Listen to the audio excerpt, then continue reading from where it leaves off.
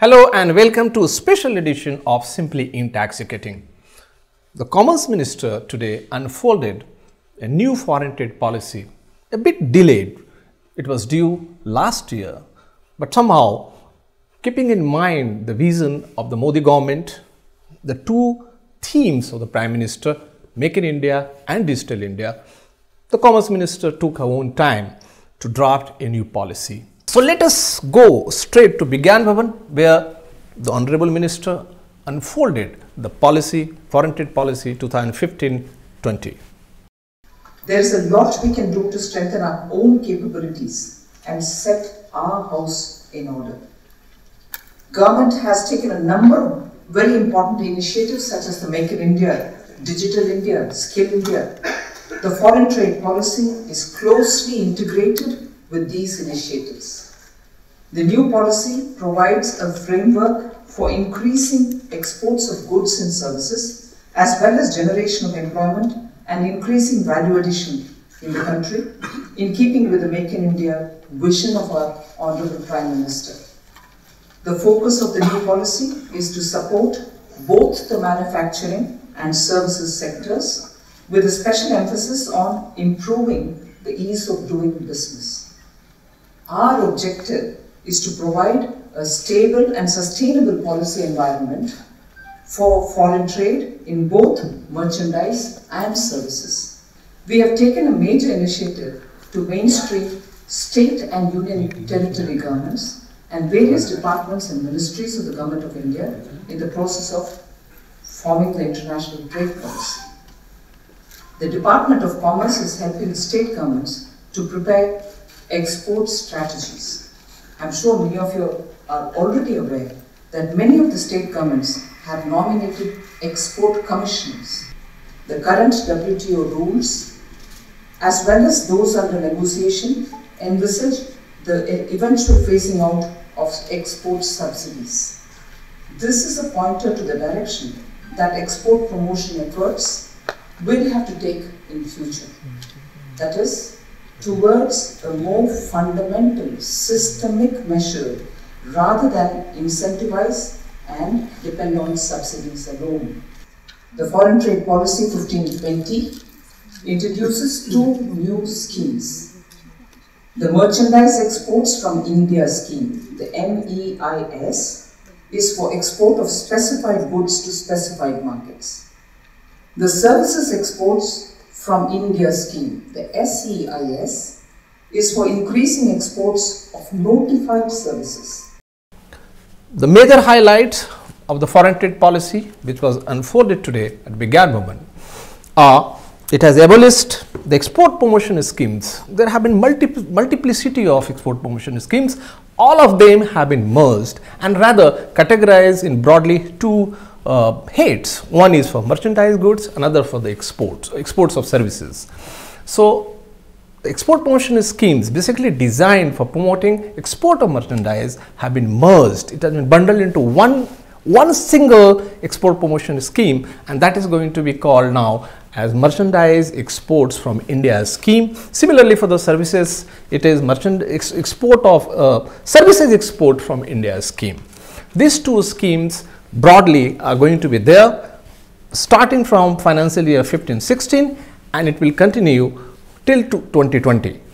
So apart from that, mega policy initiative which has been taken, and credit goes to the minister and to the new government for the new broad thinking, that they have made the duty credit scripts freely and fully transferable. That basically means that it can be freely traded by all those who have those scripts in their accounts. Then we have, to push the Make in India scheme, the minister announced that anybody who is procuring and sourcing a lot of raw materials locally, the export obligation for them are going to be much reduced, much lesser. Then we have export of services. The TIOL netizens, viewers may recall the Delhi High Court decision which was given recently, where some of the foreign brands which were also engaged in export of services, they were denied the benefit of Serve from India scheme. This distinction has been done away with in this policy. As per the minister and as per the policy as well, anybody who is exporting services and located in India, that means any service provider, irrespective of whether it is a foreign brand or an Indian brand, as long as the services being provided from India, will be eligible for all kinds of incentive schemes. Then we will go to e-commerce. E-commerce, rightly so, has grabbed the attention of the policymakers, and it has been given special space in the policy so far as some of the sectors which are little semi-skilled, labor-intensive sectors. So, if the e-commerce are sourcing goods from those sectors, for instance, fashion goods, you have leather footwear, toys, etc., they are going to be eligible for certain export benefits. And then we have, apart from the procedural simplification, the e-commerce, we will look at broadly the EPCG scheme. Again, the FTP, the foreign trade policy, they have made it very clear that if domestic procurement is going to be the focus, then of course the export obligations is going to be much lesser. We will go to for effective supply chain, the inter-unit transfer of goods and services. This is a facility which has been which a large segment of the industry has been demanding for quite some time. EAUs, STPs, BTPs, etc., they have been demanding this. Perhaps this will actually help in maximizing the resources available within the sector at one place. For instance, sharing of infrastructure, etc. We will talk about it later. We have in the studio Mr. Kuldeep Bhargava with us, the former Chief Commissioner of Customs and Central Excise. He is going to give us, his analytical, insightful reaction to this. We will go to, another very important aspect. A lot of goods which India exports are having dual use.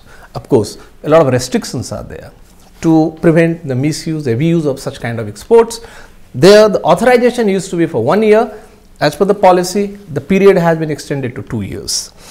Apart from that, the focus, the major theme of the policy has been that if the exporters are going to focus more on using domestic goods and higher value addition, the reward will be equally higher. So, these are the broadly major highlights apart from the procedural simplification. Of course, we will talk about that later. So, foreign trade policy 2015-16, actually it has not overlooked the major theme of the Prime Minister, and also making use of the IT platform, making it easier for the exporters so far as compliance is concerned, and so far as the export benefits are concerned. Again, the focus has been on making it available if somebody is deserving and somebody is in the business of exports and somebody has actually done the real export. So, let us go to, sir, please tell us what is your prima facie general reaction to the policy announcements today? Shailendra, the policy announced by the Honorable Minister, though it has come little delayed, but I am very happy with the policy, sir, because it focuses on Make in India theme of the Honorable Prime Minister, that is one. It aims to simplify the framework for the exporters, and it encourages production of export goods at lower costs, and also facilitates reduction of dwell time while exports. The highlights of the policy, you said that the number of export schemes which were earlier prevailing in the foreign trade policy and covered various formats for the schemes. Now it is one scheme, that is, you said merchandise export scheme.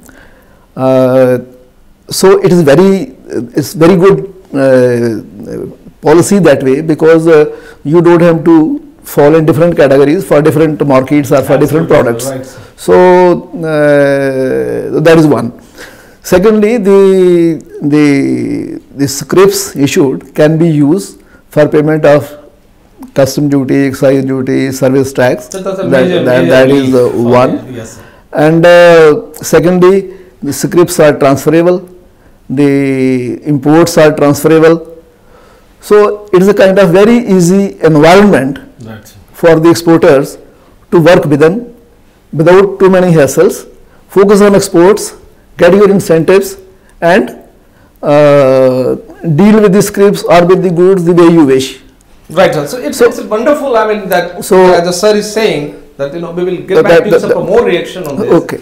That it's a very simple, easy to work with in this kind of policy environment. So let us go to Raj to begin on the straight and find out the tones and terrors of the policy. Well, the much awaited foreign trade policy was announced today, and it has come after a gap of 1.5 years, and somewhat it has actually met the expectations of the exporters. But the big focus in this foreign trade policy was the Modi government's Made in India, Digital India, basically making the things in India and sourcing less and less raw material from the imported items. Basically, they are encouraging more that they should be making in India and the exports should actually go up.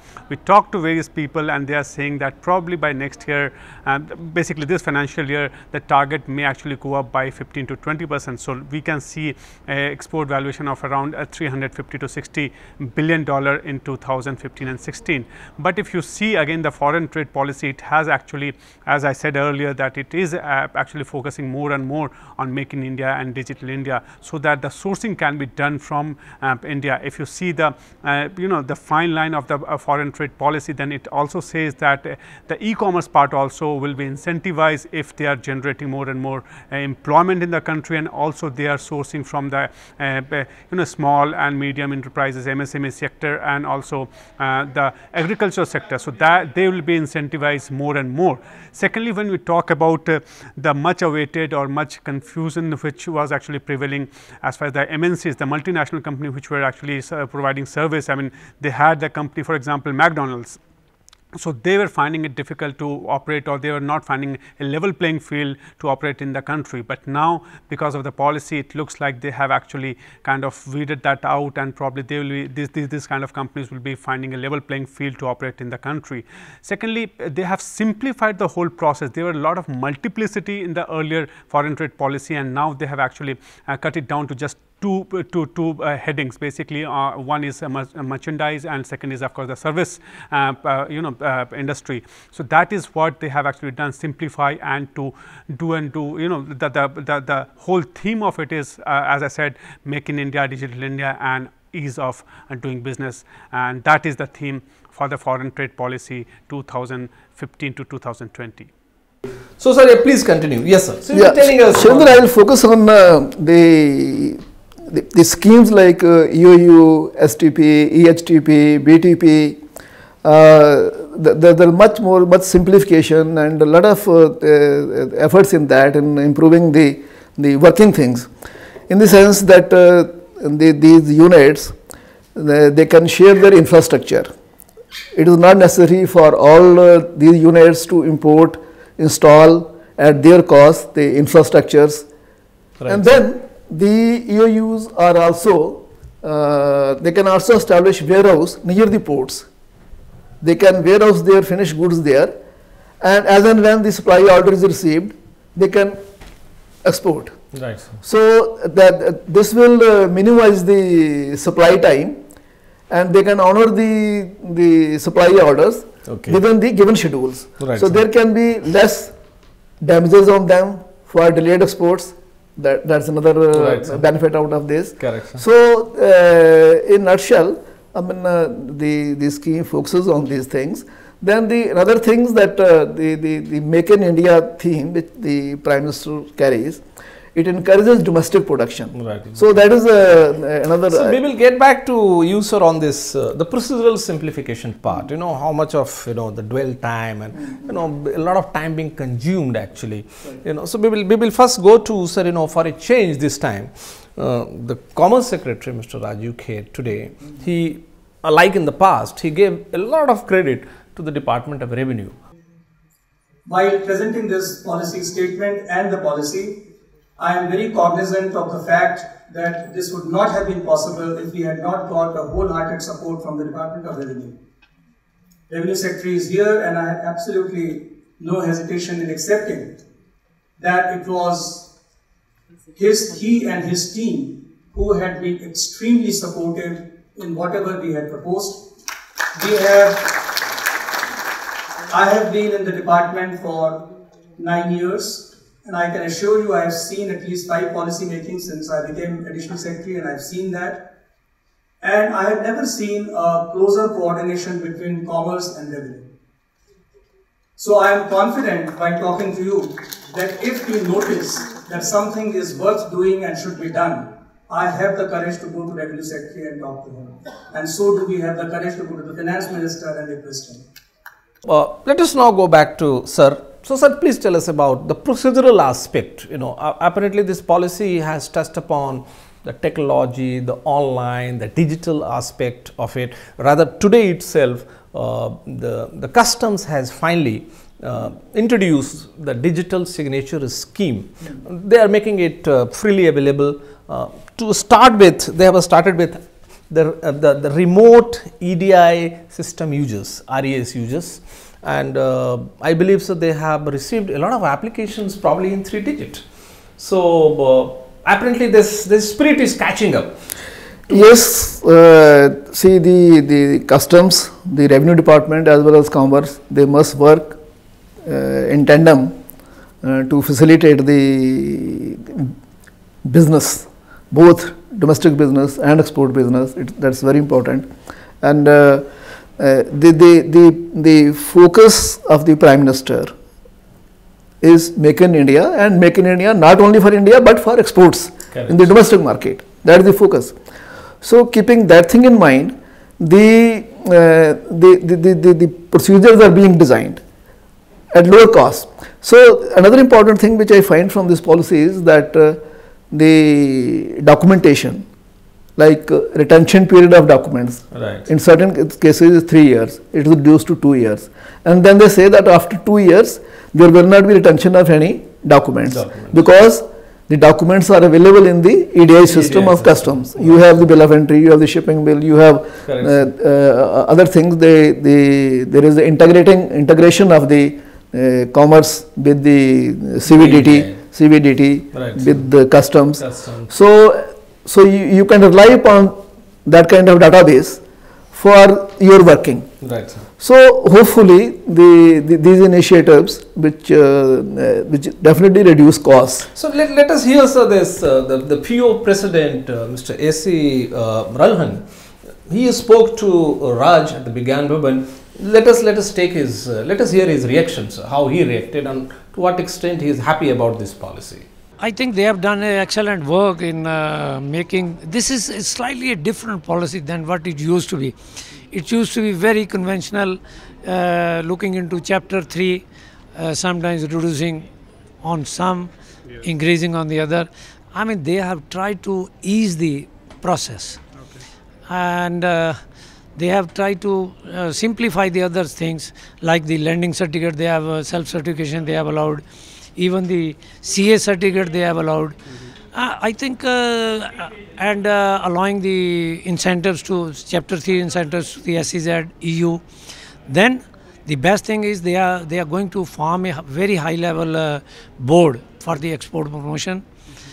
And I think overall this is a policy which is hatke, but they have to do something on the inter-subvention. That's a very critical issue, because in some of the exporters they got the inter-subvention from the banks, and the banks have debited them back. I mean, it's a big issue.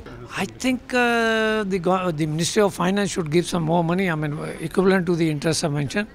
This I hope it looks from today that even the Revenue Department and the Ministry of Commerce, they are very serious for the promotion of exports. Okay, and where do you see the exports going next year? I mean, maybe 15 to 20% more. So something around 350 to 60. Yeah, you can say 350. Whether the duty credit script can be utilized for paying duties, all indirect taxes, customs, central excise, service tax. If that is so, it's mega relief and facility for the industry and trade. Duty credit scripts issued under MEIS and SEIS and the goods imported against these scripts are fully transferable. The foreign trade policy supports Make in India through measures to encourage procurement of capital goods from indigenous manufacturers under the EPCG scheme by reducing export obligation by 25%. This will promote the domestic capital goods manufacturing industry and enable them to develop their productive capacities for both local and global consumption.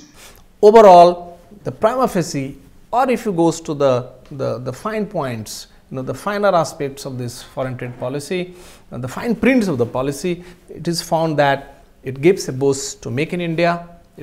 It actually legs up, incentivizes Digital India. It is making good use of IT platform for the first time. It is giving two critical ministries, Ministry of Finance and Ministry of Commerce. They have worked together hand in hand. It's a wonderful example of cooperation and coordination. And overall, the policy has come for a lot of praise from the industry, from the exporting community, from various kind of facilitators engaged in this the major sector of exports. Let us hope the exports start looking up, and exports actually turns out to be the real engine of economic growth for India. Thanking you for watching. We will certainly come back to you with much more detailed analysis of foreign trade policy very soon.